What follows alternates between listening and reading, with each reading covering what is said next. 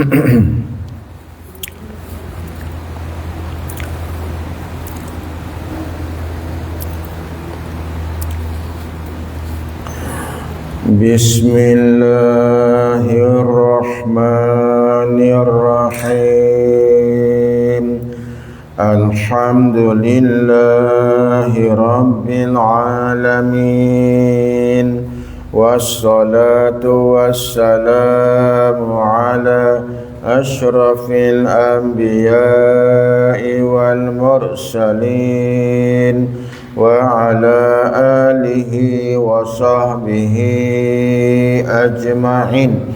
Qala rabbi shrah lana sadrana wa yassir lana umurana wahlul 'uqdatam min lisanina yafqahu qawlana. Nawaitu ta'lam wa ta'lim wa tadhakkur wa tadhkir wa nafa'a wal intifa' wal ifada wal istifadah wal hatha ala tamassuki bi kitabillah wa sunnati rasulillahi sallallahu alaihi wasallam wa du'a ilal huda wa dalalata alal khair ibtigha wajhilah wa qurbih wa thawabih subhanahu wa ta'ala. Subhanallah walhamdulillah wa la ilaha illallah wallahu akbar wa la hawla wa la quwwata illa billahil aliyyil azim.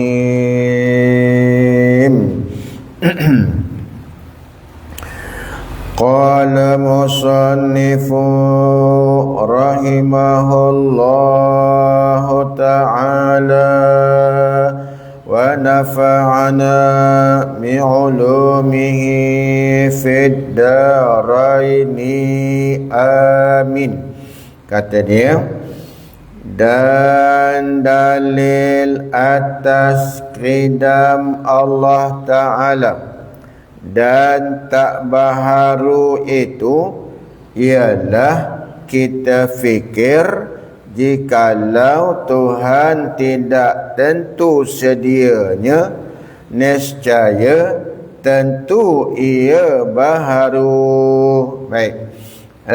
Kita pada beberapa minggu yang lepas kita dah baca, kita dah muzakarah berkenaan dengan sifat qidam Allah, yakni Allah Ta'ala tu bersifat dengan qidam.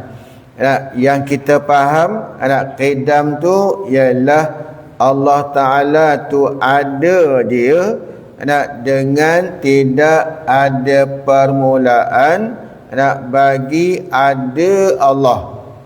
Jadi ada Tuhan tu, ada Allah tu, tidak ada permulaan bagi adanya. Dan boleh juga kita nak faham bahawasanya ada Allah Ta'ala tu tidak dimulai dengan tiada. Tu dua kepahaman. Boleh belaka lah tu.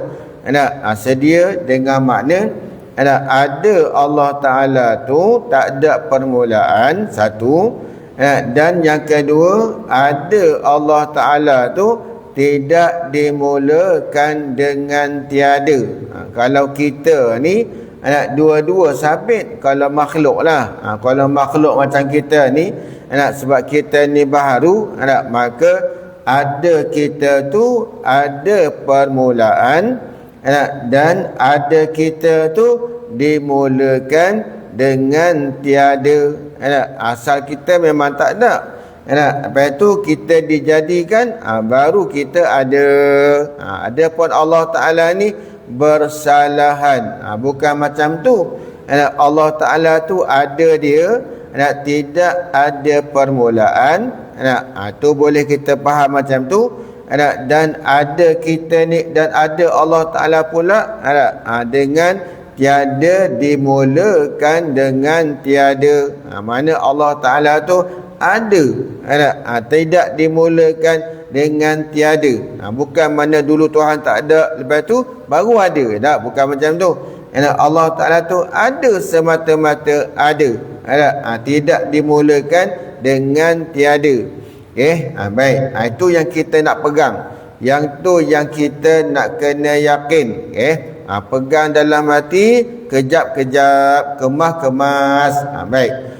Tapi pegangan kita yang kejap, pegangan kita yang kemas tu, kukuh kita dalam hati kita pegang macam tu kena berdalil, kena ada tanda. Mana tanda yang Allah Ta'ala tu ada dianya, tidak ada permulaan, ataupun mana tanda yang ada Allah Ta'ala tu tidak dimulai dengan tiada. Mana tanda dia? Ni kita nak muzakarah yang ni lah. Pagi ni kita nak muzakarah berkenaan dengan tanda, dalil, perkara yang menunjuk. Baik, tengok ya, kata tuan kitab ni, dan dalil atas qidam Allah. Manakah tanda? Dalil dengan makna perkara yang menunjuk, atau mana dalil, ataupun dalil dengan makna tanda ataupun alamat yang Allah Ta'ala tu qidam, yakni sedia adanya, tidak dimulakan dengan tiada, ataupun ada dia, tidak ada permulaan. Mana tandanya yang Allah Ta'ala tu qidam macam tu dan tak baharu itu, tak baharu itulah dinamakan istihalatul mustahil. Qidam sifat yang wajib bagi Allah. Qidam sifat yang wajib bagi Allah. Dan qidam ni dia tidak ada pada zat. Tu kena faham ya. Sifat qidam ni hanya sabit sungguh sahaja. Padahal sifat qidam ni dia tidak ada pada zat. Dia tak ada pada zat, tapi sungguh. Bukan maknanya tidak ada tu mana tak sungguh, tak. Tapi sungguh Allah Ta'ala tu bersifat dengan qidam. Adapun diri sifat qidam tu tak ada pada zat Allah Ta'ala. Sebab namanya sifat salbiyah. Sifat salbiyah tu ialah sifat yang mengandungi makna. Tu kena faham betul-betul ya. Ni harap-haraplah kalau yang ngaji ni harap-harap fahamlah.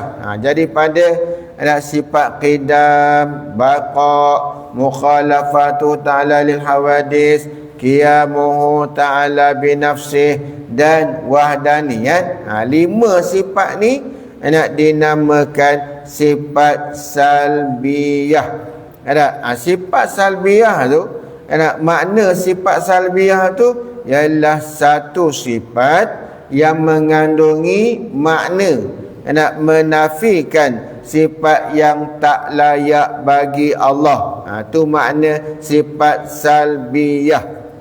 Sifat salbiyah tu makna dia, sifat yang mengandungi makna, menafikan sifat yang tak layak bagi Allah. Sebab tu dalam qidam tu dia ada mengandungi makna yang menafikan sifat yang tak layak bagi Allah. Mana contoh dia? Qidam artinya sedia. Itu terjemahan dalam bahasa Arab kepada bahasa Melayu. Qidam dengan makna sedia. Tapi dalam qidam tu mengandungi makna menafikan sifat tak layak bagi Allah. Macam mana? Kita tengok satu-satunya. Qidam makna sedia. Sedia makna apa? Sedia dengan makna tak ada permulaan. Menafikan permulaan. Permulaan itulah, ada permulaan itulah sifat yang tak layak bagi Allah. Lalu kita nafikan ada permulaan tu, kita nafikan. Kita tolak dengan mana? Kita meletak tiada permulaan bagi wujud Allah. Itu makna menafikan sifat yang tak layak bagi Allah. Okey. Baik. Okay. Jadi sifat qidam ni ada kepada zat? Tak ada. Dia tidak ada pada zat, seperti sifat ma'ani. Kalau sifat ma'ani tu daripada kudrat, iradat, ilmu, hayat, sama, basar dan kalam, itu sifat yang maujud, sifat yang ada pada zat. Sekira-kira adanya sifat ma'ani tu pada zat tu, sekira-kira kalau Allah Ta'ala bukakan hijab antara kita dengan dia, Allah Ta'ala bagi tengok zat dia tu, maka kita bolehlah melihat sifat ma'ani Allah Ta'ala yang 7 perkara. Yang 7 sifat tu kita boleh tengok, sebab dia bangsa wujudi, sebab dia bangsa ada. Kaedah ulama buat, kullu mawjudin yasihu an yura. Tiap-tiap benda yang ada sah bahawa boleh dilihat kalau Allah Ta'ala bagi lihat.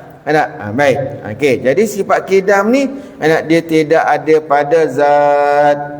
Dia tidak seperti sifat ma'ani. Hanya sifat qidam ni dia hanya sampai kepada kita faham-faham sahaja, ataupun amrun i'tibari, perkara-perkara yang bangsa wujudi, yang bangsa kira-kira saja, yang kita faham saja.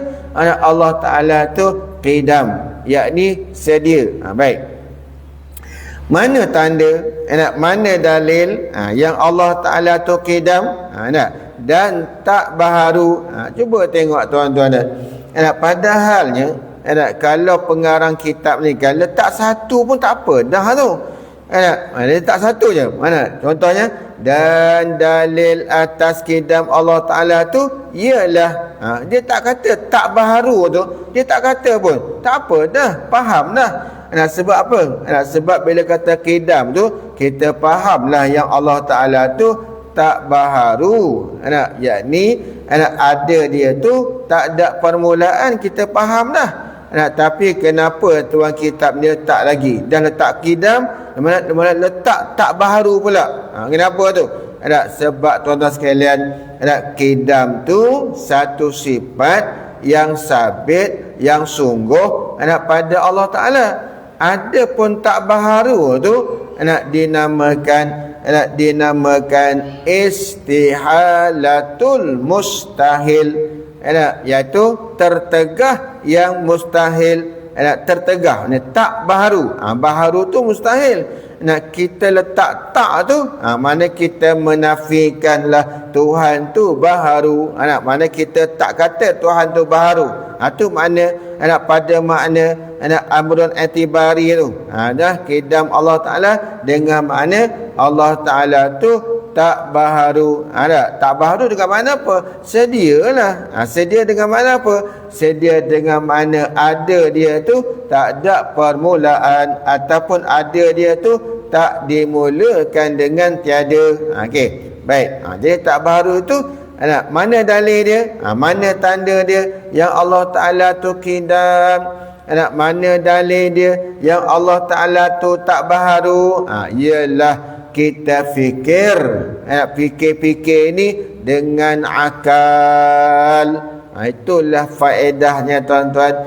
Allah Ta'ala meletakkan akal pada kita ni, sehingga manusia ni jadilah dia lebih mulia daripada makhluk Allah Ta'ala yang lain, dengan sebab hikmahnya ada pada kita tu akal. Jadi Allah serah pentadbiran dunia ni pada kita. Kita terima. Sebab apa? Sebab kita tu Allah letak akal. Allah tak pada kita akal fikiran. Baik. Dengan akal tu lah kita fikir tentang dalil Allah Ta'ala bersifat dengan qidam. Yang dinamakan dalil ni dalil akli, yakni dalil yang dibangsakan kepada akal. Jadi manusia ni ghalibnya semua ada akal. Jadi sah tak kita buat dalil akal tu? Sah. Walaupun boleh nak pegang dalil Quran pun boleh. Dalam kitab ni pun dah sebut dah dulu huwal awwalu tu. Tapi didatangkan juga dengan dalil akal. Pasal apa? Sebab dalil akal ni semua ghalibnya manusia tu berakal. Ada juga orang yang tak pandai Quran tapi dia boleh berdalil dengan akal. Pada bab akidah ni sah. Boleh ya. Okey, mana dalilnya? Berdalil pada akal ni jikalau Tuhan tidak tentu sedianya. Kalau lah ni kalau kita fikir dengan akal ni dia ada dipanggil apa? Dipanggil permulaannya yang tidak tentu sedia. Perbahasan lah akal kita dah bahas dalam dalil ni. Kalaulah Tuhan tu tak sedia, tak tentu sedia, kalau Tuhan tu tak sedialah, apa jadi? Nescaya tentu yang ia baharu. Tentulah Allah Ta'ala tu baharu. Kenapa? Kerana apa? Kerana sedia dengan baharu tu dia tidak apa panggil dia kalau sabit sedia maka baharu pun tak ada. Kalau sabit dia baharu maka sedia tu tak sabit. Kalau sabit sedia maka baharu tak sabit. Kalau sabit baharu sedia tak sabit. Tengok macam tu. Jadi maknanya apa? Maknanya kalau Tuhan tu tak sedia maka ada kata-kata lain tak? Tak ada kata lain, tentulah dia baharu. Kalau Allah Ta'ala tu tak sedia, bila kata tak sedia, mana tentulah dia tu baharu. Pasal apa? Antara sedia dengan baharu, antara sedia dengan baharu tu dia tidak ada perkara yang menengahi antara kedua-duanya. Tak ada. Bila kata tak sedia je, maka jadilah automatik dia baharu. Tapi kalau dia baharu je, tentu dia tak, kalau tentu dia tak sedia. Dia macam tu. Sebab dia tak boleh berhimpun antara baharu dengan sedia tu, dia tidak boleh berhimpun kedua-duanya pada satu benda dalam satu masa. Tak boleh. Bila kata Allah Ta'ala tu sedia, maka dia tak baharu. Tapi kalau Tuhan kata, kalau dia kata dia baharu, maka dia tak sedia. Dia tak boleh berhimpun dua-dua tu. Dan tak ada perkara yang menengahi antara sedia dan baharu. Jadi akal kita kata macam tu. Jadi kalau Tuhan kata tu tak sedia, nescaya jadilah ia baharu. Kalau Tuhan tu tak bersifat qidam, maka tentulah dia sabit lawan dia. Apa lawan dia tu? Lawan qidam tu baharu. Okey, baik. Kalau Tuhan tu baharu, apa jadi? Tengok. Dan makna baharu itu, dia nak bawa ada natijah sughra, ada natijah kubra. Ni natijah sughra lagi ni, belum natijah kubra lagi.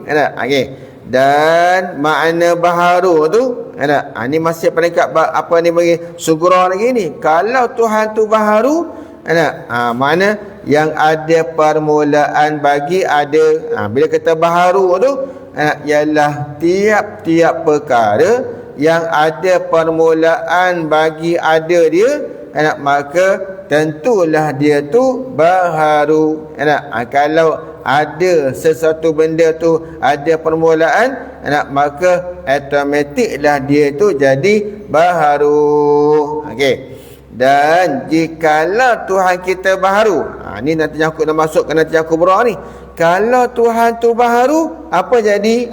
jikalau Tuhan kita tu, yakni Allah Ta'ala tu baharu, ada dia tu ada permulaan, tentulah ada yang membaharukan dia, dan yang menjadikan dia, tentulah ada yang membaharukan dia, dan tentulah ada yang menjadikan dia.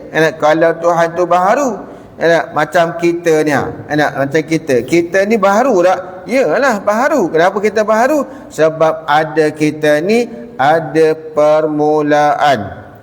Ada kita ni ada masa mula dia. Dan ada kita ni dimulakan dengan tiada. Dulu kita tak ada. Lepas tu baru kita ada. Jadi mana ada kita ni, tentulah ada zat lain yang membaharukan ada kita tu, dan tentulah ada yang menjadikan kita ada tu. Baik, kalau Tuhan tu baharu, tentulah ada yang membaharukan dia, tentulah ada zat lain yang membaharukan dia, dan tentulah ada zat lain pula yang menjadikan dia. Tengok, dan yang menjadikan Tuhan tu pun kena baharu juga. Ni kita takdir. Okay? Bila Tuhan tu ada yang membaharukan dia, tentulah tentulah yang membaharukan Tuhan tu, dialah juga Tuhan. Pasal apa? Sebab dialah yang menjadikan Tuhan. Bila dia yang menjadikan Tuhan, maka tentulah dia tu lebih kuasa daripada Tuhan. Jadi jadilah dia tu Tuhan. Baik, jadi bila kata Tuhan, tiap-tiap Tuhan tu baharu. Tiap-tiap Tuhan tu kita kata baharu. Kalau dalam kaedah ni lah, tiap Tuhan tu jadi baharu. Dia menjadi Tuhan tu baharu juga, jadikan baharu juga. Jadi baharu juga tuan-tuan.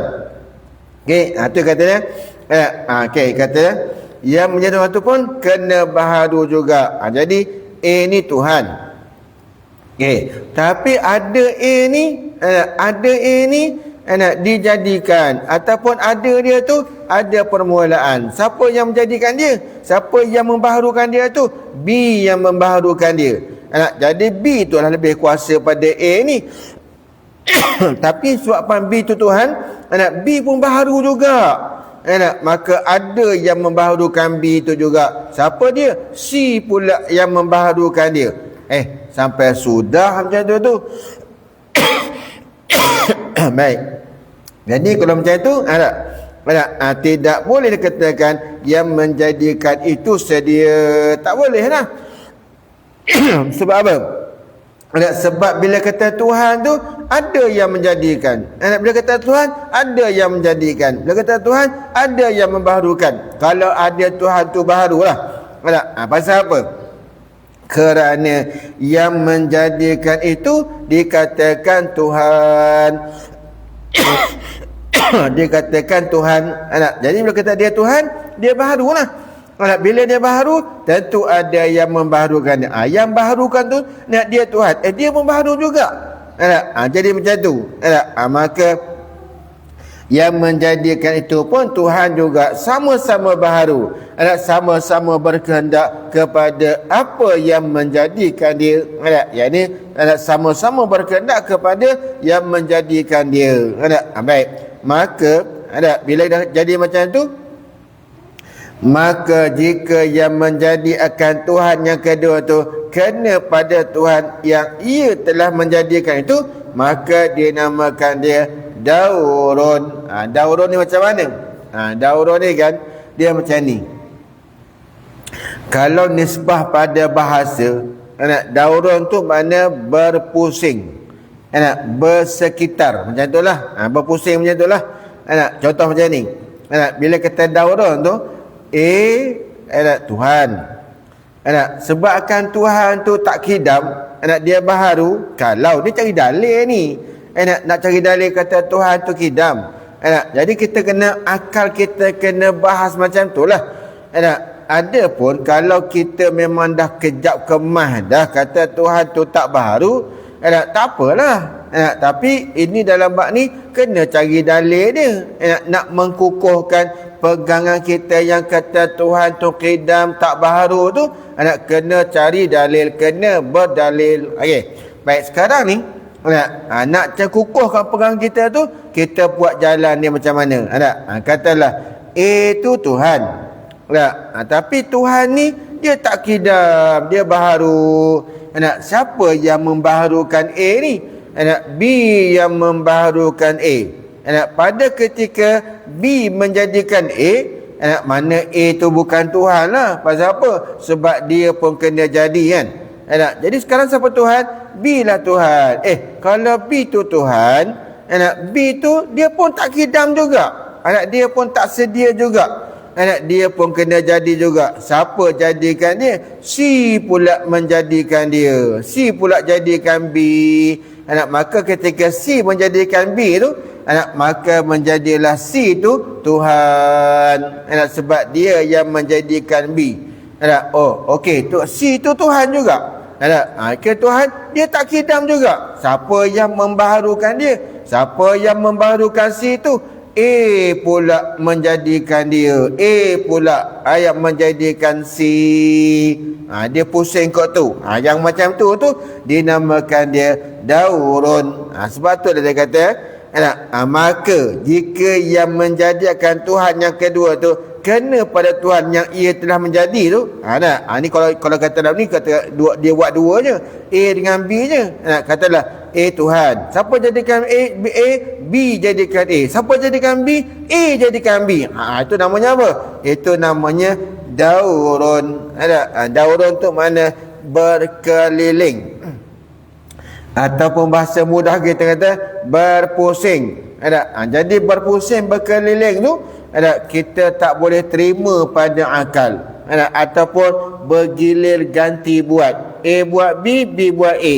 Ataupun A buat B, B buat C, C buat A buat C pula. Jadi macam tu pula. Jadi dua-dua macam tu. Kalau tiga lah. Kalau empat lah. Kalau dua lah. Yang ni buat dua ni. Jadi kalau A jadikan B, B siapa jadi?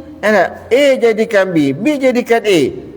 Macam tu namanya daurun. Daurun, kaedah berdaurun ni berkeliling, bergilir ganti buat ni tak terima pada akal. Akal siapa pun tak boleh terima sekali-kali. Hatta, sungguh minta maaf cakap, hatta kalau kita bentang kepada orang kafir pun, orang kafir pun tak boleh terima macam ni.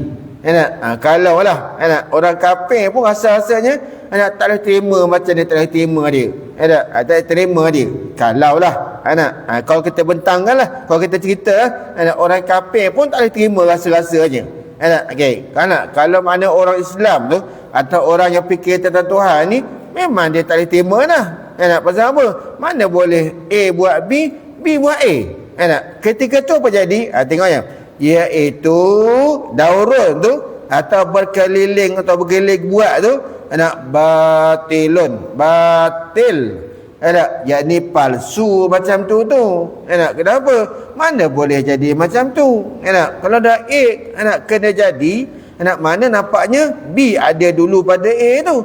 Tapi ketika mana A pula yang menjadikan B, nampaknya A tu sebelum dia jadikan B tu dia dah ada dah.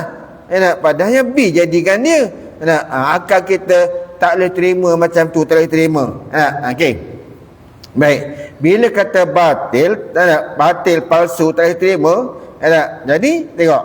Apa sebab? Kerana kedua Tuhan umpama kita tak dia kata ada dua Tuhan kan? A dengan B. A Tuhan. Siapa jadikan A? B jadikan A. Kalau macam tu B lah Tuhan. B Tuhan. Siapa jadikan B? A jadikan B. Nampak macam ketika tu A tu dah sebelum boleh buat B tu dia dah ada dah. Tapi kita tengok masa B buat A, dia tak ada lagi. Macam tu mana boleh berhimpun macam tu. Okey, tengok ya. Jadi batil. Kenapa batil? Kerana kedua Tuhan umpamanya itu berhimpun dua perkara yang berlawanan. Tengok mana dua perkara yang berlawanan tu, mana dia. Mana dua perkara yang berlawanan tu, yang ada pada A dengan B tu. Ni bagi contoh lah. A Tuhan, B pun Tuhan. Pasal apa? A Tuhan, tapi A tu tak kidam, dia tak sedia. Mana ada dia tu ada permulaan. Siapa jadikan dia? B jadikan dia. B jadikan A. Ketika mana B menjadikan A tu, nampak B lah Tuhan. Dia pun baharu juga, B tu. Sebab dia Tuhan, dia baharu, tak kidam juga. Siapa jadikan dia? A jadikan dia pula. Jadi berhimpun pada A dengan B tu dua perkara yang berlawanan. Mana? Dua perkara yang berlawanan tu mana dia? Iaitu tiap-tiap satu itu berhimpun, ada nisbah dialah yang menjadikan Tuhan yang pertama tu, dan tiada pula nisbah dialah yang kena jadi. Mana? Tengok ya. A Tuhan, siapa jadikan dia?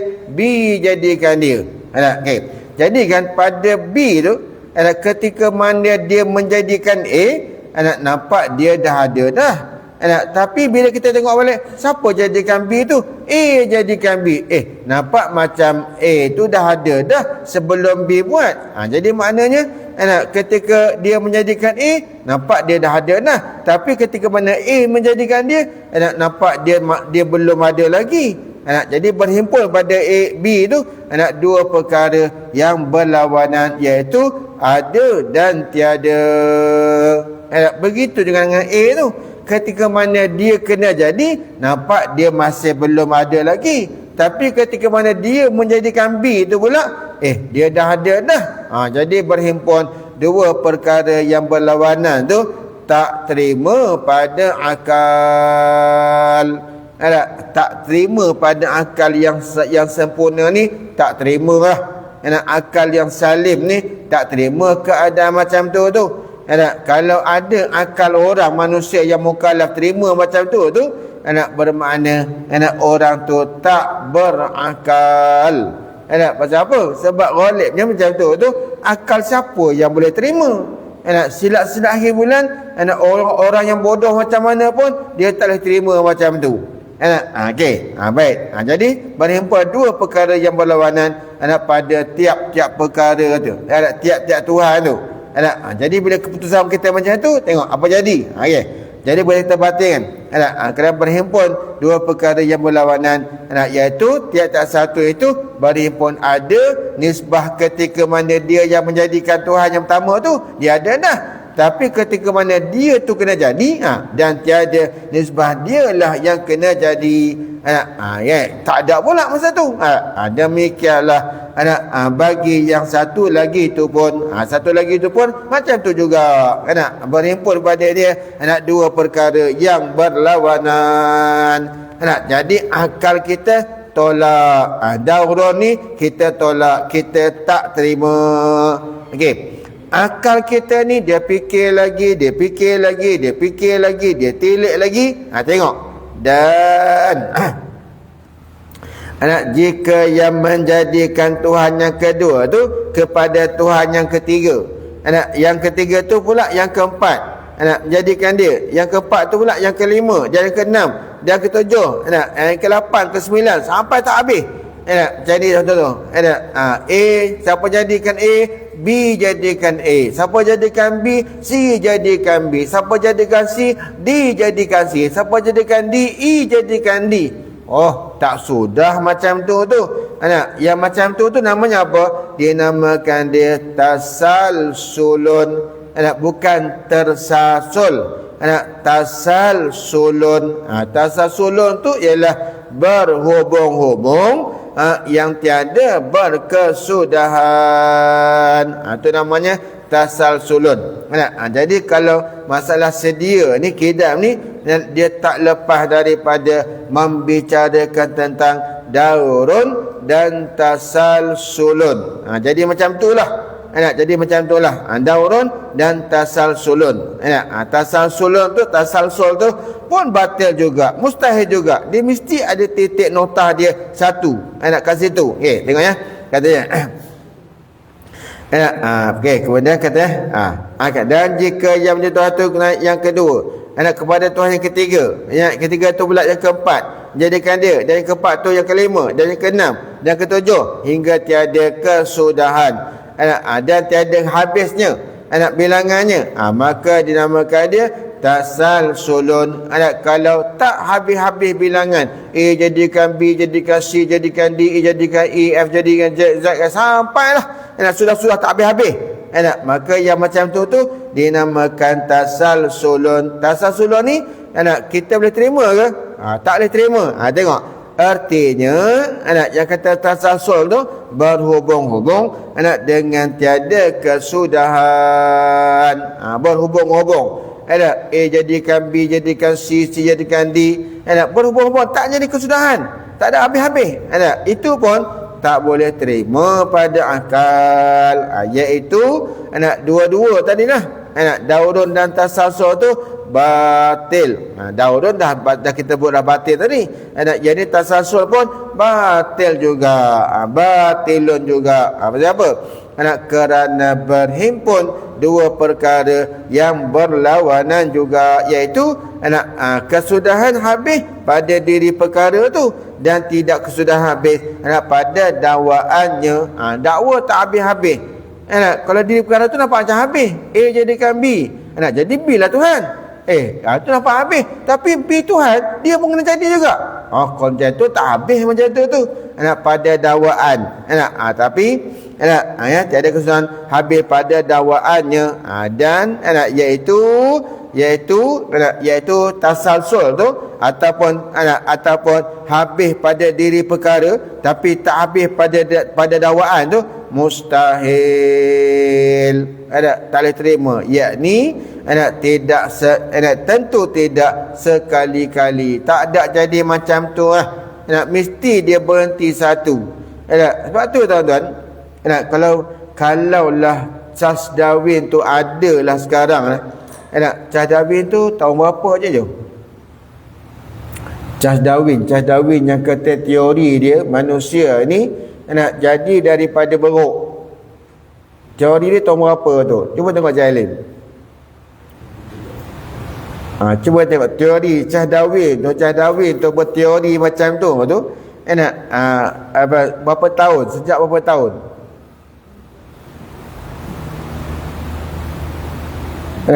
Teori dia ambil mana tak tahulah. Wallahu alam. Kalau kita ni start daripada mana? Start daripada Adam alaihi salam. Itu sabit dalam Quran tu. Sabit dalam firman Allah Taala. Manusia yang mula-mula Allah Taala buat, tiada ibu, tiada bapa. Tahun berapa Charles Darwin? 1859. Tahun 1859. Dah 1000 tahun dah. 1000 tahun dah, sampai sekarang 1000 tahun dah. Tuan-tuan, kalau dia ada lah sekarang ni, saya nak tanyalah, kalaulah manusia tu jadi daripada beruk, jadi daripada monyet, kenapa masih lagi monyet ada? Kenapa masih lagi beruk ada? Kenapa orang hutan masih ada? Kenapa gorila tu masih ada lagi? Kenapa dia berhenti setakat tu saja? Kalau kata manusia tu berasal pada beruk, dia buat apa? Dia panggil apa? Daripada nampak macam ni, tengkorak macam ni kan, dia buat macam tu kan? Sampai jadi bentuk jadi manusia. Okey, sampai manusia maknanya beruk, monyet, kera, lotong, beruk apa semua tu tak ada dah lah bertukar jadi manusia. Tapi kenapa masih lagi zaman kita ni ada beruk? Dan kalau kita tanya dia balik, kenapa beruk sekarang ni tak bertukar jadi manusia pula? Kenapa tak bertukar jadi manusia pula? Kalau dia ada agak dia pusing kat mana tak tahulah tuan-tuan sekalian. Nak pusing kat mana? Padahalnya beruk ke, monyet ke, kera ke, lotong ke, orang hutan ke, gorila ke, itu makhluk yang Allah Ta'ala buat macam tu. Bukan jadi pada dia tu manusia. Tak, bukan macam tu.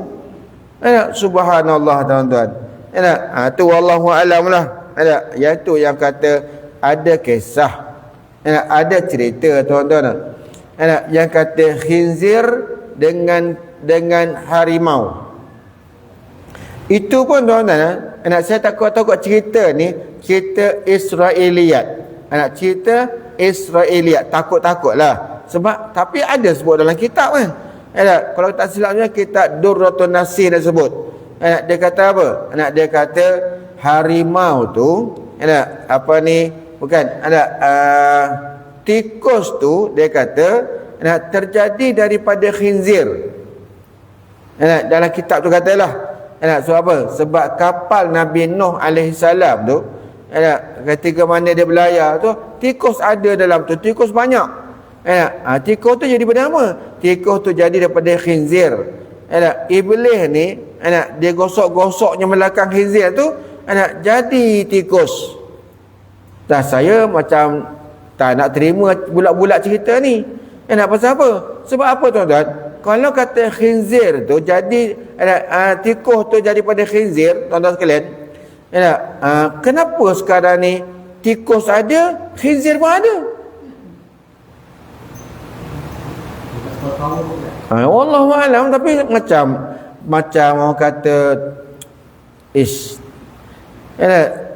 tak boleh ke Tuhan nak betul-betul tikus buat tikus, khinzir buat khinzir, tak boleh. Tu tapi dalam kitab ada cerita macam tu. Lepas tu kan tikus banyak, bila iblis ni dia gosok-gosoknya khinzir tu, lalu jadi tikus. Dan tikus tu dia gigit-gigit kayu makan, nak tenggelamkan kapal Nabi Nuh tu. Lalu kata cerita tu lah, Allah Ta'ala perintahkan kepada Nabi Nuh gosok belakang harimau jadi kucing. Kan ada cerita macam tu ya, gosok-gosok belakang harimau jadi kucing, tuan-tuan. Tapi yang heran sekarang ni, kucing dengan harimau sama-sama naik pula ada. Kucing pun ada, harimau pun ada lagi. Kenapa yang ada sekarang harimau? Tak tahu, Allahu alam lah. Tapi cerita-cerita macam tu tuan-tuan, takut daripada cerita tambahan daripada Bani Israel. Tu wallahu alam lah. Okey, tapi ada dalam kitab, cerita dia ada dalam kitab, tuan-tuan sekalian. Wallahu alam. Tak tahu sejauh mana kebenaran dia, wallahu alam. Baik. Jadi nak sangkut apa ni? Nak sangkut macam ni, dia mesti ada titik notah dia. Dia mesti ada satu perhentian. Bukan boleh ada benda jadi. Mana maunya macam tu? Kalau macam tu, siapa Tuhan sebenarnya? Kalau A jadikan B, jadikan C jadikan D, jadikan E, jadikan sampai Z, sampai jadi. Kalau macam tu, siapa Tuhan sebenarnya? Tak boleh terima pada akal kita, tuan-tuan. Akal kita yang sempurna, yang salim, yang Allah Ta'ala buat ni, tak boleh terima macam tu. Tak boleh terima macam tu. Okey. Baik. Jadi dua-dua tu sama ada daurun ataupun tasalsulun. Dua-dua tu kita tak boleh terima, tuan-tuan. Okey. Kemudian hingga tidak kesudahan dan tidak habis bilangannya, maka dinamakan dia tasalsulun. Bila dah kita batil kedua-dua tu, kita pun akal kita ni buatlah keputusan. Macam ni pun tak boleh. Daurun tak boleh jadi macam tu. Tasalsul tak boleh jadi juga. Okey, akal kita buat keputusan. Buat keputusan. Itu mustahil ni tidak, tentu tidak sekali-kali. Tentu tak. Sama ada daurun tak tasalsul tu, tentu tidak sekali-kali. Kenapa? Kerana tidak ada yang berhimpun dua perkara yang berlawanan itu. Tak boleh berhimpun dua perkara berlawanan tu. Maka membawa kepada tidak ada makhluk. Membawa tidak ada makhluk. Pasal apa? Sebab kawan ni pun kena jadi. Lepas ni kawan ni pula kena jadi. Masa bila yang kena jadi tu nak buat makhluk? Nak maintain, nak menguruskan makhluk yang dia dah buat. Sebab dia pun kena jadi juga. Dia kena jadi juga. Alamatnya apa? Alamatnya Tuhan sibuk kena jadi. Lepas tu siapa pula nak jadikan langit, bumi, bulan, bintang, manusia, jin, syaitan, iblis, tumbuh-tumbuhan, haiwan, nak jadi macam mana pula ni? Betul dah kena jadi, dia Tuhan. Betul? Macam mana nak menguruskan alam yang dia dah buat? Tentulah zat yang menjadikan alam ni zat yang bersifat dengan qidam, yakni sedia ada. Sedia ada. Okey.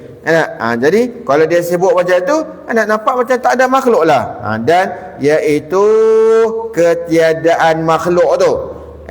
Iaitu rujuk pada tiada ada makhluk tu ataupun ketiadaan makhluk tu batil. Palsu sekali-kali. Kenapa? Sebab mata kita ni tengok makhluk tu ada. Hari ni lahir pula kawan ni, lahir pula kawan ni, jadi macam ni. Binatang pula jadi macam ni, lahir pula macam ni. Tengok. Batil. Kenapa? Kerana makhluk ni sudah ada dah dengan musyahadah. Musyahadah tu yakni dia takut kita tak faham. Dia kata yakni yang dimasukkan dengan musyahadah tu ialah dengan pandangan dua mata di kepala. Pandangan dua mata, yang ada dua mata tu di kepala. Bukan hati tu. Hati buat lain. Pandangan mata hati lain. Ini pandangan mata yang di kepala kita ni. Ada mata kita tengok, oh, alam ni ada. Silih berganti. Yang mati, mati. Yang hidup, hidup. Yang binasa, binasa. Yang jadi balik. Macam tu. Jadi faham mata kita ada silih berganti macam tu. Jadi faham kita apa? Faham kitanya tentulah ada yang menjadikan alam ni, dan tentulah yang menjadikan alam ni sedia. Bukan dia kena jadi. Bukan ada yang menjadikan dia. Kalau ada menjadikan dia, jadi macam tadi ya. Sibuklah dia macam mana nak jaga alam ni, sedangkan dia pun kena buat. Macam mana dia menjadikan alam, sedangkan alam dengan dia tu sama pula dah, kena jadi belaka dua-duanya. Mustahil macam tu. Tak boleh terima pada akal kita tu. Maka bila dah akal kita buat keputusan macam tu, maka tetaplah kita mengaku dengan tentu sungguh Tuhan sedia. Jadi kita buat keputusan hati kita, akal kita buat keputusan, mana Tuhan tu tentu dia sedia. Tentu dia tu tak baharu. Tentu dia tu ada, dia tak ada permulaan, dan tentu ada dia tu tak dimulakan dengan tiada. Macam tu. Dia dan tak baru. Maka betullah pengakuan dalam hati kita tu dengan pengakuan Allah Ta'ala dalam Quran. Tengok. Maka betullah pengakuan dalam hati. Akal tu duduk dalam hati tu lah. Akal tu. Akal tu duduk kat hati tu lah. Akal kita fikir betul lah yang kita mengaku tu dengan pengakuan Tuhan di dalam Quran. Yang ayat kita mula-mula baca dulu, huwal awwalu wal akhiru waz zahiru wal batinu tu. Betul lah macam tu. Allah mengaku macam tu, dan pengakuan kita pun betul macam mana yang Allah Ta'ala sebut dalam Quran. Baik. Yang dinamakan dia orang yang beriman. Jadi nak kata sah kita punya iman kita tu, kita kena mengakulah yang dalam hati kita tu Allah Ta'ala kata dia itulah yang awal adanya sebelum daripada ada apa-apa makhluk. Okey. Kalau kata Tuhan tu nak jadi, mana Tuhan tu sebelum dia ada Tuhan lain pula, ada zat lain pula. Kalau macam tu, siapa Tuhan sebenarnya? Kita faham macam tu dalam akal kita, tuan-tuan. Jadi pun kita peganglah yang Allah Ta'ala tu qidam, sedia.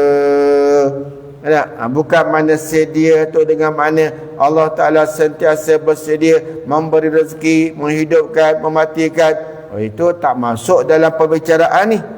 Okey. Wallahu a'lam bissawab. Okey, ada soalan? Ada pertanyaan berkenaan dengan sifat qidam Allah Subhanahu wa taala?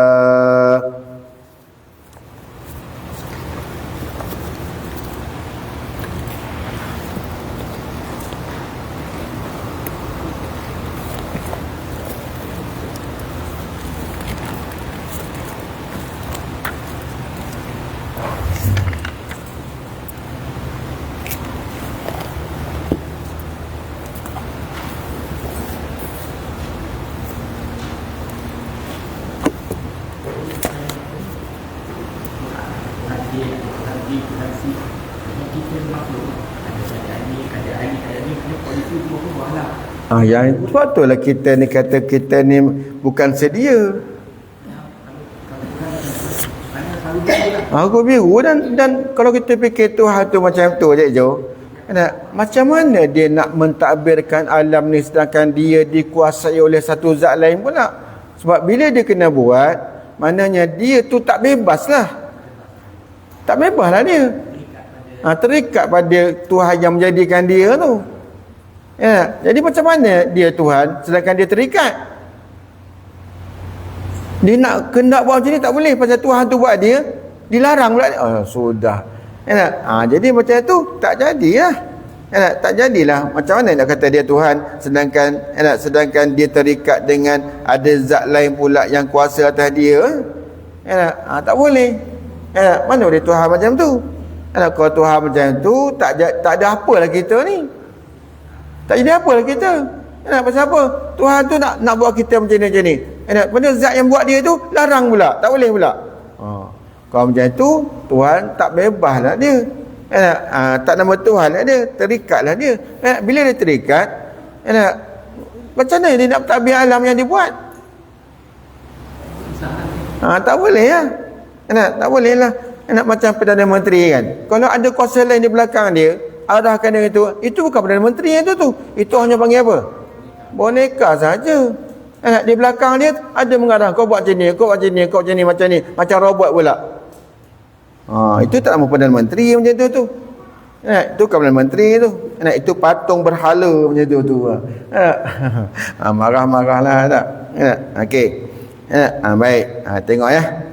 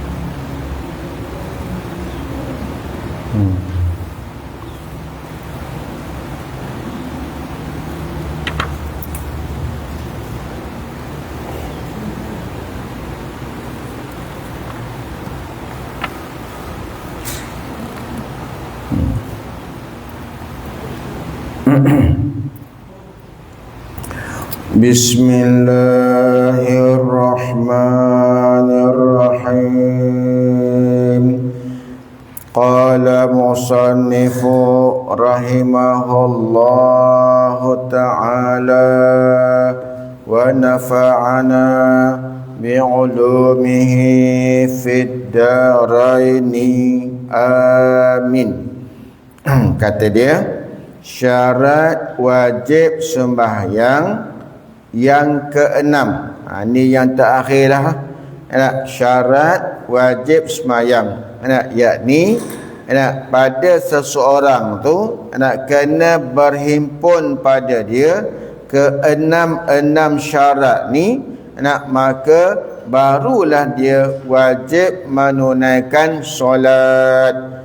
Kalau cacat ataupun tak ada pada dia salah satu daripada syarat yang 6 ni, tak ada pada dia, maka tak wajib atas dia tu sembahyang.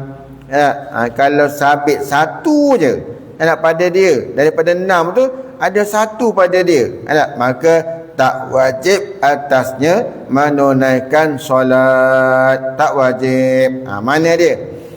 Yang keenam, sampai seruan Islam kepadanya. Dalamnya Arab dia kata bulughud da'wati, sampai dakwah Islam tu pada dia, sampai seruan Islam tu pada dia.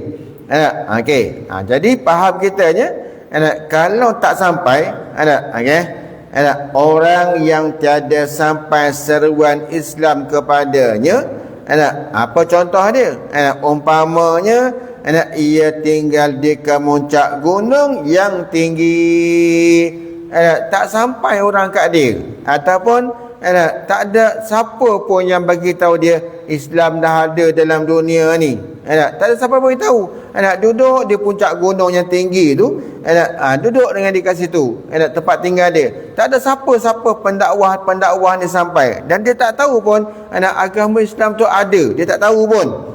Maka pada ketika macam tu tak wajib atasnya solat. Tu tak wajib atasnya semayang. Sebab dia tinggal atas gunung tu kan, yang tinggi. Atau orang yang terpencil, tidak ada perhubungan langsung dengan manusia, tidaklah wajib atasnya semayang. Okey, tapi kan ada beberapa kaum yang duduk di dalam dunia ni. Kalau kita contohkan, kalau di belah Indonesia tu, di belah Irian, dalam hutan tu, ada berapa kelompok manusia yang duduk. Ada yang satu tu, dia duduk atas rumah, dia duduk atas pokok yang tinggi-tinggi, dia buat rumah atas tu. Dia masuk dalam bulu dakwah tak? Sampai. Pasal apa? Sebab tempat dia ada orang sampai. Macam Eskimo tu, tempat yang sejuk tu, ada tak pendakwah Islam kita sampai? Ada. Macam di Afrika, tempat-tempat yang gurun Sahara tu, ada tak sampai? Ada. Lepas tu tuan-tuan, kalau kita kira yang ni kan, dalam dunia sekarang ni, rasa-rasanya macam tak ada tempat yang orang Islam tak sampai. Kalau tak orang-orang lah. Tapi zaman kita ni tuan-tuan, kalau kita tengok internet, sampai dah internet? Sampai kan? Sampai. Jadi maknanya ada sampai dakwah Islam tu, mana dia tahu yang Islam tu ada. Maka sampailah tu dalam hutan-hutan. Dulu kan saya pernah kerja dengan satu syarikat pembalakan. Saya kerja sebagai kerani dalam masa tu. Sukat-sukat kayu tu berapa, dia ada sifir dia, lupa dah, lama dah tak tengok sifir tu, lupa dah. Dia ada panjang sukatan berapa, dia punya ukur lilit berapa inci, berapa kaki, berapa inci, semualah. Berapa harga, semua dia pandu situ. Jenis-jenis kayu semua ada lah dalam buku sifir tu. Jadi tu kerja saya dulu. Kena tebang aja. Saya pun pergilah tempat kayu kena tebang tu. Saya pun sukat. Potong banyak ni, potong sini. Arahan daripada tokel lah ke atas tu. Kayu ni kena potong banyak ni, macam ni. Tu kilang yang suruh, kilang yang nakkan kayu tu. Jadi bagi tahu pada tokel bagi tahu pada saya pun sukat. Berapa inci, berapa kaki kan. Sengaja dalam hutan tu, satu tempat tu kan, dia kat hutan tu kan sepadan antara Perak dan Selangor. Tapi dia lebih kepada belah Perak lah masa tu. Saya masuk hutan tu, ramai orang-orang asli duduk dalam tu. Ramai orang asli. Ramai orang asli dalam hutan tu.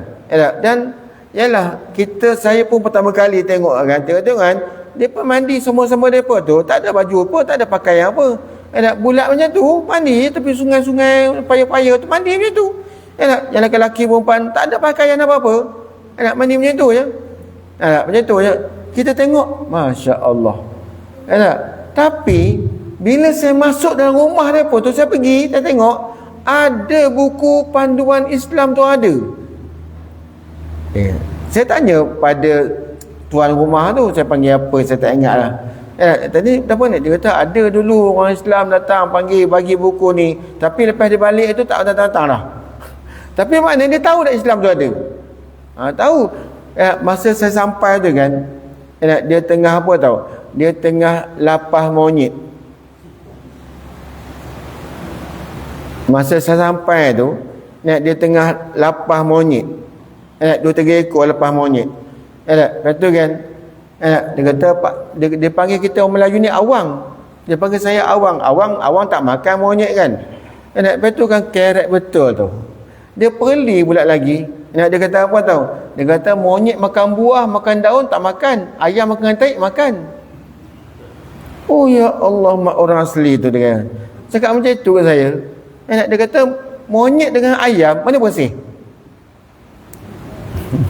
Kalau kita kira monyet dengan ayam mana bersih? Monyet dengan ayam, mana bersih? Kalau ikut akal kita, nampak pada zahirnya monyet lagi bersih pada ayam, kan? Tapi kita yang tak makan monyet ni pasal apa? Sebab orang Arab syarak, apa ni, ada khilaf, ulama ada khilaf dalam ni. Tapi kalau tengok pada makan apa ni orang Arab, orang Arab membilangkan monyet tu ialah binatang yang huduh, binatang yang buruk, mereka tak makan. Akhirnya macam tu. Saya pergi dengan Allah, dia tengah siang monyet tu, dia tengah makan. Dia kata, awang kan tak makan monyet kan? Lepas tu dia perli pula tu. Dia kata, ayam makan taik makan, monyet makan buah, makan daun-daun kayu tak makan, dia kata. Dia kata macam, tapi logat dia lah, dia kata logat dia. Saya senyum je lah, tak kata apa-apa lah kat dia tu. Saya masuklah rumah dia, bersembang dengan dia tu. Memang dalam rumah tu ada buku panduan agama Islam tu ada, yang gambar masjid tu ada. Daripada Jaiz ke daripada Jaib ke saya tak tahu, tapi ada ustaz pendakwah orang asli ni masuk dalam tu. Mana adalah, mana orang macam tu sampai dah dakwah Islam tu, sampai bila sampai dakwah Islam tu, mana dia mukallaf tak? Mukallaf. Bila dia mukallaf, wajib tak ada kena semayang? Wajib. Macam sekarang kan, dia kena faham gini tau. Dia kena faham gini sekarang orang kafir kat kawasan kita ni, orang kafir dekat Shah Alam, orang kafir dekat Bukit Jelutong, orang kafir dekat dalam Malaysia ni lah, dia termasuk tak dalam mukallaf? Masuk tak? Masuk. Pasal apa? Sebab 4 atau 5 syarat mukallaf tu ada pada dia. Apa dia? Dia sampai umur tak? Ya, sampai umur. Dia berakal tak? Ya, dia berakal. Dia cacat ke? Tak cacat. Semuanya elok. Mata, telinga, lidah dia elok belaka. Lepas tu, sampai tak seruan Islam pada dia? Sampai tak? Sampai. Tapi kenapa tak wajib atas dia semayang? Sebab dia kafir. Bukan sebab dia tak mukallaf. Sebab dia kafir. Dia mukallaf tak? Kalau dalam kitab jumpa kata dia tak mukallaf, tak mukallaf sini maksudnya apa? Maksudnya ialah kita tak wajib memaksa mereka untuk solat. Tapi kalau dia orang Islam, wajib tak kita paksa dia sembahyang? Wajib. Bahkan kerajaan bahkan kerajaan, kalau ada orang Islam tak sembahyang, boleh tak dia tangkap? Boleh. Dan boleh tak dihukum? Boleh. Boleh dihukum. Boleh hukum macam mana? Kurung dia, suruh dia semayang. Kalau dia tak nak juga, boleh dibunuh dia. Bunuh bukan pasal kafir, bunuh pasal dia melanggar perintah Tuhan. Boleh dibunuh. Dengan hukum tu boleh. Boleh dipancung kepala dia. Jadi maknanya kalau jumpa dah kita kata kerana mereka orang kafir itu tidak mukallaf, tak mukallaf dengan mana tak boleh kita paksa dia. Tak boleh paksa kita orang Islam ni, tak boleh paksa dia sembahyang. Pasal apa? Kalau dia sembahyang juga tak sah. Sebab apa? Sebab orang sembahyang ni mesti dia bersifat dengan Islam, mesti beragama dengan Islam. Sebab tu kalau ada orang katakan, dia kata orang kafir tu tak mukallaf lah, kanak-kanak tu tak mukallaf lah, orang kafir tak mukallaf lah. Tapi ada beza tak? Orang kafir kalau kata tak mukallaf dengan orang kafir, dengan tak mukallaf dengan kanak-kanak tu ada beza tak? Apa beza dia? Orang kafir kalau dia mati walaupun dia tidak mukallaf sekalipun, tapi dia akhirat nanti kena azab tak? Kena azab. Sebab dalam Quran kata macam tu, masalakakum fi saqar, manakum minal musallin. Dalam surah Mudaththir, kalau tak silap saya, dalam surah Mudaththir. Cuba tengok dalam surah Mudaththir kata macam mana. Manakum minal musallin. Dalam surah Al-Mudaththir. Tengok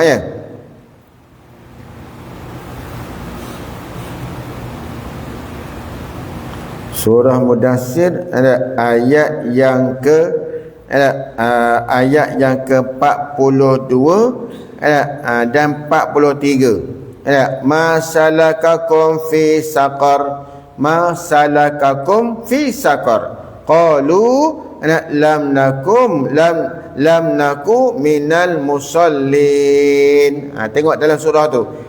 Masalakakum fi saqar. Apa yang menyebabkan kamu tercampak dalam api neraka sakar ni? Ni tak orang kafir ni. Maka orang kafir kata qalu, berkata orang kafir tu lam naku minal musallin. Tiadalah kami ni daripada orang yang semayang. Tapi kalau orang yang mati kecil, kanak-kanak, kanak-kanak yang belum balik, yang bukan mukallaf tu, dia nama bukan mukallaf juga. Orang kafir tak mukallaf pada bab tu. Sebab tu makna dia lain. Apa tu makna mukallaf? Kalau jumpa dalam kitab makna mukallaf tu lain makna dia. Bukan makna yang orang kafir tak mukallaf tu, ke mana mereka tak cukup syarat mukallaf tu, bukan. Bukan makna itu.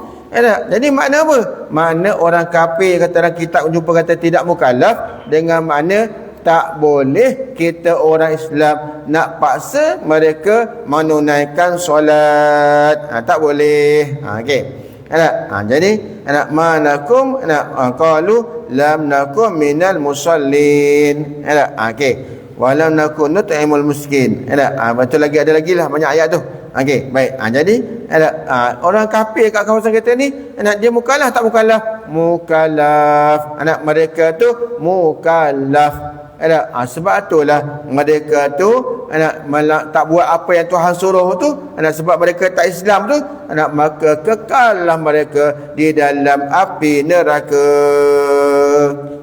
Patut kena bagi tahu ni, kena bagi tahu pada orang kafir-kafir kat Malaysia ni, termasuklah Lim Guang Eng, Lim Kuan Yew, Lim Kip Siang, Ronnie Liu, sebab kena betul, kamu ni kafir, tahu tak? Kata macam tu. Kafir. Bukan kata non-Muslim. Non-Muslim dengan kafir itu sama tak?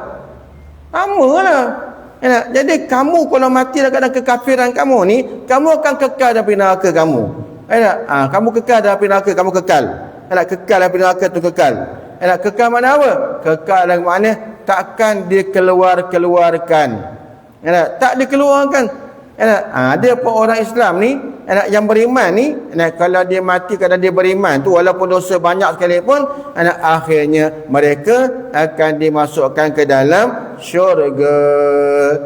Ada pun orang kafir tu, kalau dia mati kekal dalam api neraka, diazab.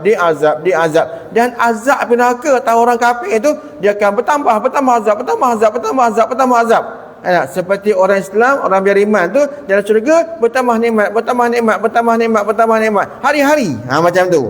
Baik. Okey. Tu kena bagi tahu tu. Pada orang kafir tu. Baik masuk Islam, kamu beriman, belajar Islam, belajar tu. Supaya kamu jadi orang yang beriman. Okey, baik. Okey, jadi yang keenam ni sampai seruan Islam. Kalau dalam kitab ni kata fa iza lam tablughu ad-da'watu, maka apabila tiada sampailah oleh mereka itu akan dakwah Islam tu, fala yajibu alai, maka tak wajib atas mereka sembahyang. Dan kalau dia masuk Islam, adakah wajib dia qada balik? Fala yajibu alaihil qada. Kalau orang kafir tu masuk Islam sekarang, katalah dia masuk Islam tu umur dia 40, daripada 15 sampai 40 tahun tu, adakah sembahyang diwajib kena qada, puasa diwajib kena qada, zakat diwajib kena qada? Maka kata kitab kata fala yajibu alaihil qada, tak wajib kena qada indar Ramli. Di sisi Imam Ramli, di sisi mazhab di sisi ada pandangan Syekh Erik Ramli, dia kata apa? Tak wajib qada, khilafan li Ibn Qasimin. Khilaf mana bagi Imam Ibn Qasim Al-Bajuri. Ibn Qasim Al-Bajuri kata wajib kena qada, wajib qada juga, dia kata. Tapi di sisi mazhab, di sisi Imam Ramli kata tak wajib. Mana kau yang muktamad ni? Yang muktamad ni ialah kaul Imam Ramli, kata tak wajib qada. Okey. Kemudian atau orang terpencil tidak ada perhubungan langsung dengan manusia, tidaklah wajib atasnya sembahyang. Tapi rasanya pada zaman kita ni cuma tempat dah orang Islam kita sampai. Hatta di tempat yang skemo yang sejuk tu pun ada pendakwah kita sampai. Cerita tentang Islam. Islam tu ada dah. Cerita tentang Tuhan dah ada dah kat situ tu. Jadi mereka tu termasuk dalam orang yang sampai seruan Islam kepada mereka. Handphone sampai tak kat skemo tu? Sampai tak handphone? Ada handphone tak? Tapi sampai kan? Sampai makna dalam internet tu ada ke cerita tentang Islam tu? Ada kan? Mana dia tahu Islam tu ada? Tahu. Sampailah. Sama lah macam di Irian tu. Apa nama satu kumpulan yang sana, satu golongan puak yang makan orang tu, yang kata apa nama dia? Kanibal kan? Walaupun makan orang, tapi dia tahu tak orang Islam tu ada. Tahu sampai. Bukan mana kita kena ajak dia pun sampai orang apa ni dakwah, tak mesti macam tu. Asalkan dia tahu Islam tu ada, sampailah maknanya tu. Okey. Baik. Habislah. 6 syarat sah wajib sembahyang. Insya-Allah kita masuk pula nanti syarat sah sembahyang. Syarat tadi syarat wajib. Ini masuk akan datang syarat sah sembahyang. Kena berhimpun syarat-syarat sah sembahyang ni, maka barulah sembahyang kita sah. Ataupun diterima. Ada pun pahala, tak ada pahala tu, itu tak bergantung pada sah. Sebab tu tuan-tuan, bila kata sah tu, tak wajiblah kena qada balik, sebab dah sembahyang tu dah diterima, dah sah dah. Ada pun pada pahala yang tu bukan bergantung pada sah tak sah tu. Kalau sah sekalipun, kalau Tuhan tak nak bagi pahala, boleh tak? Boleh. Sebab itulah tiap-tiap sembahyang yang Tuhan terima tu ialah sembahyang yang sah. Sembahyang yang sah pada hukum fiqh sah, tuan-tuan sekalian. Ada pun kalau sembahyang yang tak sah tu, yang tu dah tak terima dan wajib kena qada. Ini kita bukan bicara tentang pahala tu. Pahala tu hak Tuhan. Kalau dia nak bagi boleh, kalau tak nak bagi pun boleh. Okey, macam contoh ada orang kan, katalah perempuan tu datang haid. Kalau dalam satu kaul mazhab kita Syafi'i ni, kalau perempuan datang haid, dia tak wajib solat kan. Dan adakah wajib dia qada sembahyang yang ditinggalkan dalam masa dia haid tu? Tak wajib qada. Bahkan kata Ibnu Hajar, haram serta tidak sah. Kata Ibnu Hajar, Ibnu Hajar kata haram serta tidak sah. Ada pun Syekh Ramli, dia kata apa? Dia kata haram tapi sah. Syekh Ramli kata haram. Orang perempuan yang mengqadakkan sembahyang dia tu, dia kata haram. Serta apa? Serta sah. Mana apa? Sah jadi ibadat. Tapi ada pahala tak? Tak ada pahala. Tak ada pahala, sekali-kali tak ada pahala. Hukumnya haram dosa. Tapi sah jadi ibadat. Macam mana tu? Apa tu masalah pahala ni? Kita bukan bicara soal pahala dalam fiqh ni. Kita soal tentang sah ataupun tidak. Nak terima ataupun tidak. Dan terima tidak tu pun bukan bergantung pada sah pun. Kalau sah sembahyang sekalipun, fiqh sekalipun, kalau Tuhan tak nak terima, boleh tak? Boleh. Wallahu a'lam.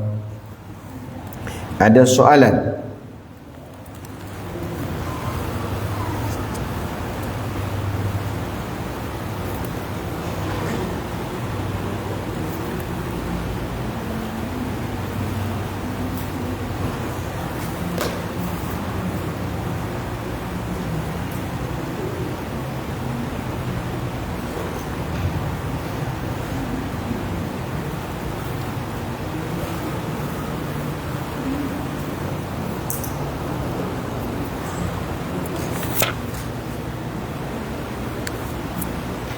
Tak ada. InsyaAllah kita tangguhkan dulu. InsyaAllah kita sambung nanti pada hari Isnin akan datang. Wallahu alam bissawab. Bismillahirrahmanirrahim. Alhamdulillahirabbil alamin. wassalatu wassalamu ala asyrafil anbiya'i wa mursalin wa ala alihi wa sahbihi ajma'in. Allahumma ya azimah sultan, ya qadiman ihsan, ya da'iman ni'am, ya kasirajun, ya wasi'al ata', ya khafiyya lutuf, ya jami' sunah, ya haliman la ya'jal. Salli rabbi ala sayyidina Muhammadin wa alihi wa sallim warda sahabati ajma'in. Allahumma lakal hamdu syukra wa lakal manu fadla wa anta rabbuna haqqa wa nahnu abiduka riqa wa anta lam tazal zaka ahla ya miyasra kulli asir wa ya jabira kulli kasir wa ya sahiba kulli farid wa ya mughniya kulli faqir wa ya muqawwiya kulli da'if wa ya ma'mana kulli makhif. Yassir alaina kulli asir wa tasra sa'alaka yasir. Allahumma ya man la yahtaji lal bayan wa tafsir hajatuna kathir wa anta alimun biha wa khabir. Allahumma inni akhafu minka wa akhafu ma yakhafu minka wa akhafu ma la yakhafu minka. Allah bihaqqi ma yakhafu minka najina mimma la yakhafu minka. Allah bihaqqi sayyidina Muhammadin ahrasna bi'ainika la tanam akunafna bika nafika ladhi la yuram warhamna biqudratika alaina fala nalaka tasiqatana wa raja'una. Allahumma inna nas'aluka ziyadatan fi din wa barakatan fil umur wa ziyadatan fi jasa' wa sa'atan fi rizqi wa tabatan qabla maut wa syahadatan 'inda al-maut wa maghfiratan ba'da maut wa afwan 'inda al-hisab wa amana min al-adab wa nasiban min al-jannah warzuqna nazara ila wajhika karim.